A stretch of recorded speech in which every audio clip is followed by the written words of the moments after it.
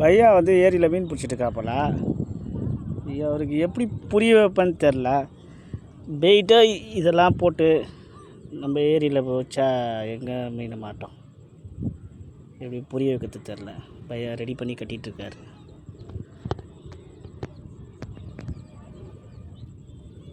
சரி, இந்த பையா தான் அப்படி பண்ணிகிட்ருக்காருன்னு பார்த்தா இங்கே இன்னும் 2 பையா இருக்காங்க.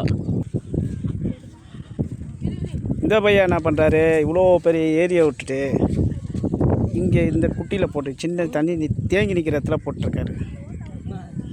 ஐயா உங்களுக்கு எப்படி புரிய வைப்பேன்னு தெரியல. நாக்கு பிடிச்சி இல்லாமல் மீன் பிடிக்க முடியாது.